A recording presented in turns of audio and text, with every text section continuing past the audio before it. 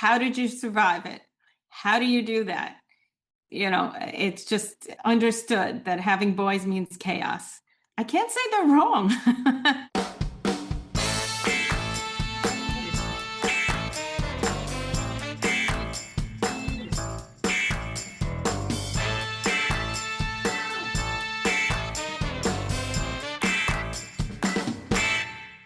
Okay, welcome back to the Marketing Playbook presented by Postpilot. Here you'll take away 3 game-winning marketing plays every episode to take back to your team. I'm your host, Mark Friedman, and my career has been focused on direct-to-consumer marketing, direct mail, physical retail, and digital commerce. This is episode number 138, and my guest is Laurie Steinmetz. Laurie is a little fluff and a little entertainment, but also a person of substance. Listen as she shares the story behind launching her new podcast, The MOOBment. We talk about her career pivots, what surprised her most about raising 3 sons, and why she felt there was a real gap in support for mothers of only boys. Laurie also opens up about taking risks later in life, building community through content, and using modern tools like AI to bring an idea to life. This conversation is part personal journey, part creative playbook, and a great example of how purpose-driven ideas turn into real projects. Before we get started, a quick thank you as always to Max Brandstetter of the Wow Business Growth Podcast for producing this episode. You can reach him at max@maxpodcasting.com to help bring your podcast to life. Let's open the playbook. Ready, break. Well, hello everyone. Thank you for joining the Marketing Playbook podcast. There's a moment in every great TV show where a side character shows up. And halfway through the episode, you realize, oh, this person's getting their own spin-off. Today's episode of the Marketing Playbook is one of those moments. I'm sitting down with my friend Laurie Steinmetz, who's in the early stages of launching a new podcast called The MOOBment, a show dedicated to mothers who are raising only boys. This isn't a parenting how-to. It's not about schedules or screen time. It's about identity, honesty, and the parts of motherhood that don't always get the space to be said out loud. Think of this episode as the origin story, the moment you meet Laurie and the moment the MOOBment begins. Laurie, welcome to the show. Thanks, Mark. Thanks for having me. It's my pleasure, and I'm excited to have this conversation with you. Yeah, we are newish friends, I guess. We'll let you talk about where we've met, but what I really want to do, and for the listeners that listen to my show, almost 140 of them now, we always like to get the first story. So where the guest grew up, and perhaps how your upbringing and siblings and that you may have, how that might have influenced the career, and then ultimately we'll get into talking about your show. Great. Well, that would be wonderful. So I guess I will start with the fact that I grew up in a town called Spring Valley, New York, which is in Rockland County in New York, suburban New York City. And I graduated from Ramapo High School. And like most of Ramapo High School, I picked one of the 5 or 6 or 10 SUNY schools to go to college. So my choice was SUNY Binghamton, which is now a little fancier and called Binghamton University. And I went on to graduate with a degree in accounting. I always did have a proclivity for numbers, but I must say I probably pursued that because my parents were pretty adamant about the fact that it was a very noble and good career for women at that point. I was a fairly good student, decided to go ahead and study that, and I did. I moved to Washington, D.C., and worked for an accounting firm CPA firm in Washington, D.C., became a certified public accountant myself. My husband, who was my boyfriend at the time, who is now my husband of 40 years, was in law school in Washington. So I moved down there, and when he graduated from law school, our families were from the New York area, so we moved back to New York. I think at that point, it was my first opportunity to what I call pivot, because I came back to New York and went to a headhunting firm and figured I would look for a new job. And after a few minutes of sitting down and speaking with the recruiter, I realized accounting is just not as exciting for me as what he's doing right now. I think I should be a recruiter. And about a half an hour into the conversation, he hired me, and I spent the next, maybe 4, 5, 6 years, making a ton of money, enjoying every minute of it, and recruiting accounting and finance professionals for their positions in the New York metropolitan area. So that was pretty I'm wonderful. surprised we didn't meet earlier in our lives. Both my wife, Debbie, and I were CPAs. Neither of us practice any longer, but that's where we met in working for Touche Ross, the accounting firm. So we've got that accounting background. So we met. We both have homes in Florida. We're appreciative of getting to know you and David. As we started talking about the fact that I do a podcast and you were interested in getting started, we've been chatting about how the best way to get going.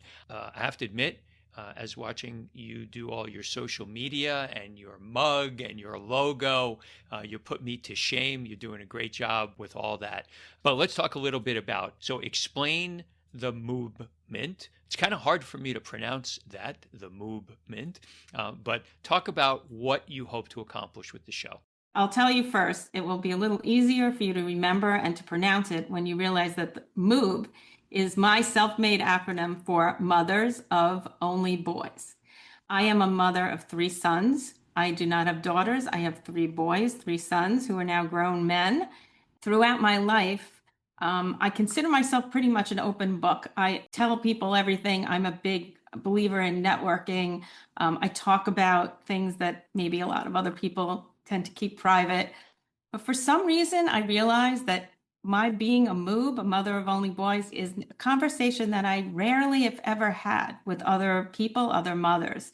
There just wasn't a support group, a group of women, a group of people out there to really discuss it with. And when I came up with, really at a party one night, the acronym MOOB, it really kind of took off. People really, what is that? And I never really thought about that and so forth. So I decided again to pivot in my life. At the time I had raised my children, I decided to leave my job, and I was a stay-at-home mom for a while. I went back to school. I got my degree in education. I did some other entrepreneurial things along the way, but I decided to pretty much be a stay-at-home mom. But I always needed that, like, something extra going on. I thought about the fact that people always tell you, do what you know and do it well. And I felt that there was a need for a support group, or at least an explanation of mothers of only boys and what we are, and how much our identity is really influenced by the fact that we have boys, sons, and not daughters. So I decided actually to do this in the form of a book. I thought I would start with an introduction and invite other MOOBs, other mothers who are only boys, maybe celebrities, maybe authors, maybe everyday moms, to contribute. I was actually discussing it with my sons and my now daughters-in-law. They usually roll my eyes at all of my ideas. And in this case, they actually said, you know what, Mom, that's a great idea, but we think it warrants a conversation more than a book. You should do a podcast. Hence the MOOBment. I know nothing about podcasts. I am grateful to you, Mark Friedman, for being my mentor, but it never stopped me before. And I've just basically digging in deep, learning all I can, talking to people that I know. And it's been a wonderful journey, hoping to launch this podcast in the next month. I want to talk about, just before we get too far about the show, this comment that you made about pivoting. Folks that listen to the show, we try to give 3 key takeaways that they could bring back to their personal or to their professional lives. And oftentimes I hear people talk about that they're afraid to make that pivot. They kind of are down into the path. They don't want to take either the step back or something that is a sidestep, but you haven't seemed to let that get in the way. As you were making these pivots, was there some trepidation, apprehension, use whatever word you like, or were you just wired to be able to make these pivots? For the most part, I'm fairly fearless. I do consider the worst possible scenario for about a minute. And when I realize that I think the most successful people try things and sometimes they fail, but that everything is a learning experience, and everybody's journey is his or her own. Again, I'm an open book. I'm 63 years old. I'm happy to put that out there. I've learned a lot along the way, and I feel like why not? Why not take on something a little nerve-wracking, a little exciting, a little new, and see what I can do with it. And I hope that on top of the movement and the fact that it's an inspiration, hopefully, to mothers of only boys, and not only mothers of only boys, but those people who know us and love us and maybe need to understand us a little bit more, our feelings in our world and our identity. I hope that other mothers, men, women, people out there can take the example of, it doesn't matter how old you are, it doesn't matter how much you know, you can learn from other people and just give it a try and see how it goes, and try something new. You used the term that there was no support group, I think you said, for mothers of only boys. Why is there a need for a support group? What is it about having only boys that in your mind is, has that requirement? I think, at least in my case, I always expected to have a daughter. I am, or at least I started out as pretty much a girly girl. Ballet, theater, shopping, all of that, to me, although, girls and boys should do what's best for them, but I'd say the traditional roles of boys and girls. I was dealt three sons who I adore and absolutely wouldn't trade for anything in the world. And it was interesting how people reacted to me as a mother of only boys, as if there was something missing in my life. When I gave birth to my third son, I remember being in the hospital, and I had a good friend of mine come and visit. Back then, you were able to visit people in the hospital. She walked in, and before she even said congratulations, she said, "Are you going to go for the girl? Do you think you'll have four?" And I thought about it, and I have really received a lot of comments like that, as have other mothers of only boys have shared with me since then. And it was something that I never really discussed, but I felt the need to, after all these years, go out there and say, you know what, having my three boys has been an amazing experience. It continues to be one, and I feel complete and enough. And I'm blessed enough to have some granddaughters right now, which I welcome with open arms. But I felt the conversation was necessary because there were other women feeling what I was feeling. And it's always nice to have like-minded people to discuss things with, and make you feel validated, so to speak. Is there something about being a mom to boys that surprised you the most? Well, I definitely have learned more about sports than I ever thought I would. And I guess I was a little surprised at how mushy my boys can be. They'll probably hear this, and I don't know how happy they'll be to hear that, but they are emotional at times. They make me feel like the queen of my house and of our home. And there's just something special about having sons that I never really thought about before I had them. I've learned a lot from them, and I'm really grateful. I'm grateful for the boys that I was given, and healthy boys, and now they're all married and have given me daughters. I have daughters-in-law, three amazing daughters-in-law, and like I said, three grandchildren. So it surprises me sometimes how emotional boys can be. And so I consider myself a little bit of a hybrid kind of person. I am a little bit fluff, and I enjoy my entertainment and The Bachelor and my chick flicks and so forth. I'm a little bit substance, so that I tend to dig deeper into things that interest me. So in the case of this podcast, I have a variety of guests. Like I said, I have other MOOBs, other mothers of only boys, of different ages, different backgrounds. I also have some educators, psychologists, people who have educated me, and I hope will educate my listeners about raising boys, raising girls. And one of the things, there was an article I read in The Atlantic, and I'm lucky and honored enough to have the journalist who wrote that article as an upcoming guest on my podcast. He talks a little bit about the emotional side of boys and raising boys, and how there's biology behind it, and we talk about the cultural environment. So it's a nice mix of both, of hopefully everybody feeling part of a community, understanding each other a little, and also educating ourselves as to boys versus girls and what it's like raising them. This episode is sponsored by Postpilot. Postpilot is an AI-powered, full-funnel direct mail platform built for D2C and omni-channel brands. Think of it as Meta plus Klaviyo, but for direct mail.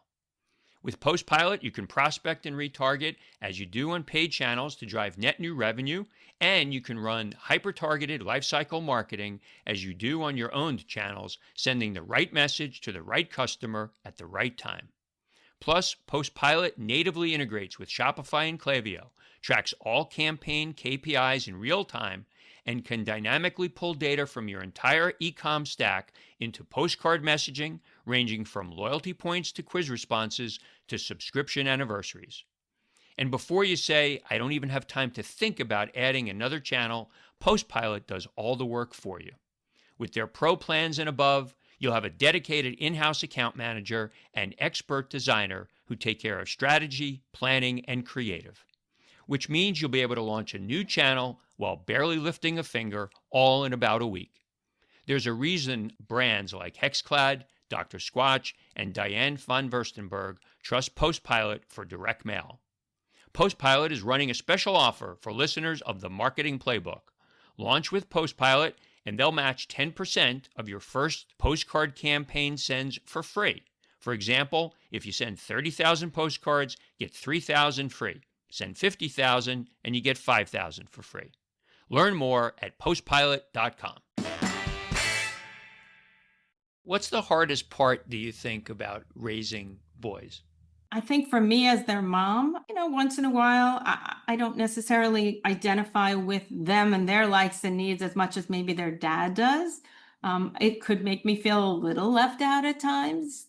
But again, I feel like there are things I give them and they give me that are really only for me. So it does balance itself out.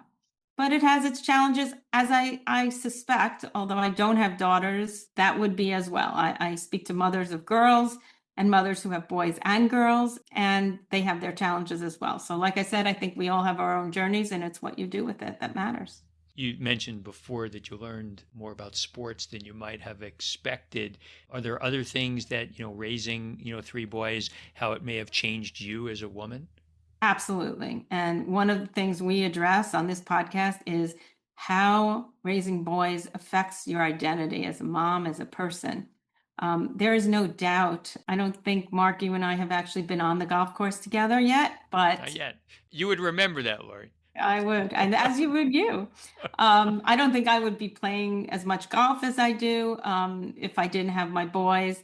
I think that it was appealing to me that although I am not a super athlete, this was a sport that I could enjoy with them, and that was a big reason for me playing golf.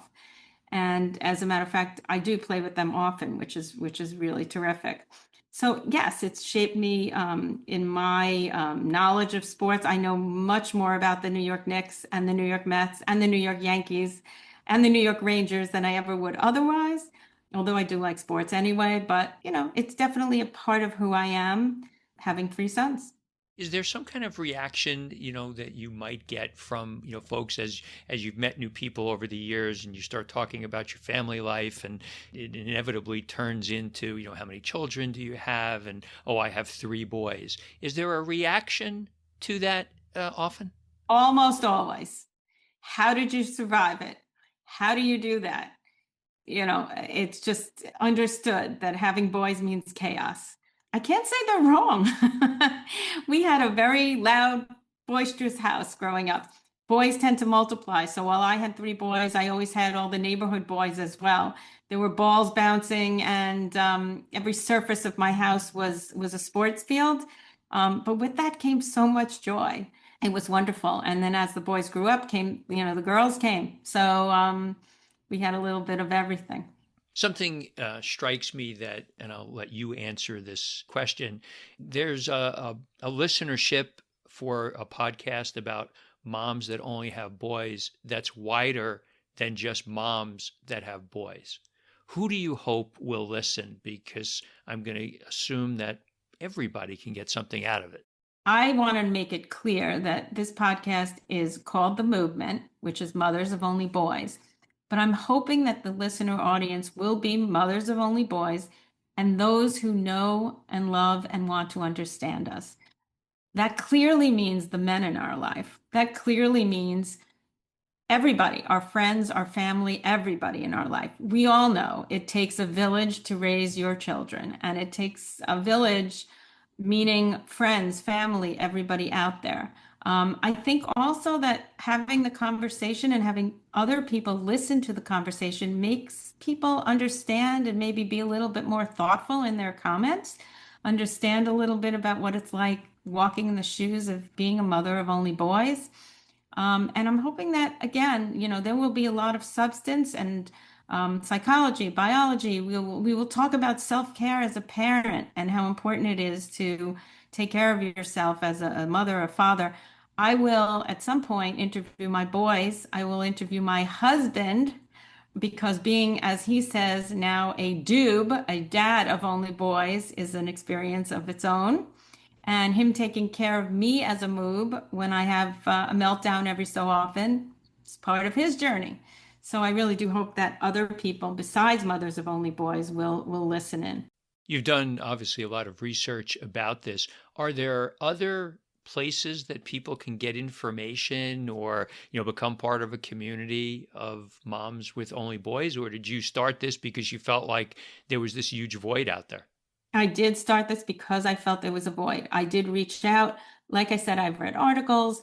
There are numerous parenting podcasts and support groups. And by saying the word support, it's not so much, I think, support as just, having a circle, maybe a circle of people, like-minded people. Whatever your situation is, it's really nice to talk to other people who are in the same situation. But I have not found a community for mothers of only boys.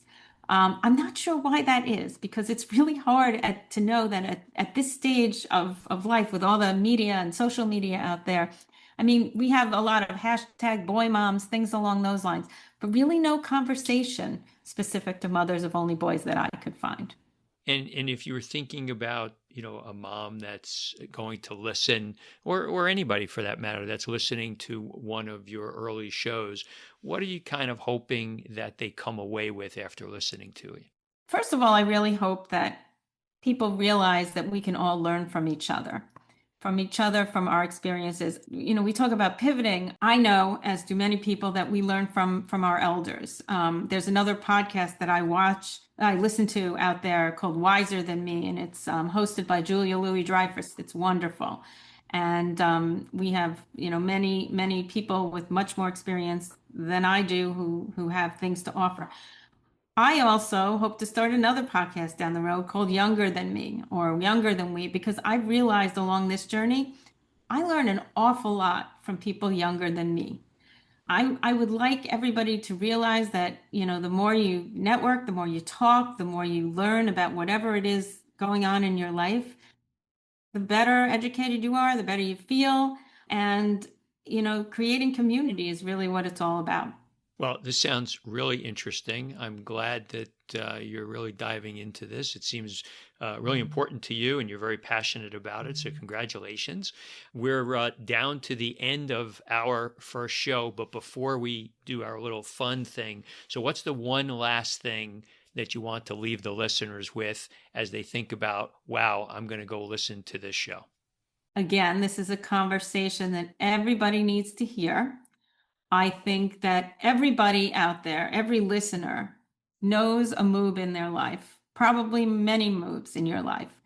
It would be a great tribute to all of those moobs to give them an opportunity to express themselves, to be understood. There'll be a lot of laughs, there'll be heartfelt moments, and I think it will be an enjoyable show, which is a reflection of me, which will be part fluff, part entertainment, and part substance. And I hope everybody will enjoy it. That's great. So we're down to the end of the show, and you'll appreciate this. We do a 2-minute drill at the end of every show. 7 questions, 1-word answer. Are you ready? I am ready. Okay. A brand that you admire or that inspires you?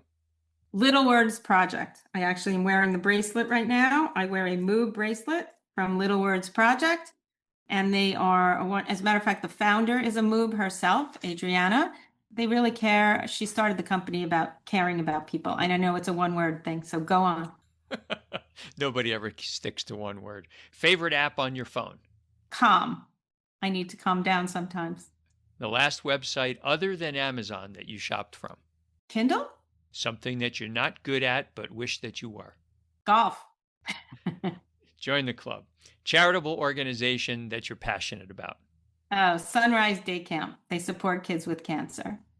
If you had one superpower, what would it be? It would be to bring the world together, be able to match people and support people and make the world a better place. Other than family, what's your most prized possession? Definitely not a thing. I think at this stage of my life, I realize friends like you, Mark. Oh, thank you. That's nice. Where can people reach out to you on social media to stay abreast of when the movement will start? Well, we do have an Instagram set up at the MOOBment, MOOBment, Facebook as well.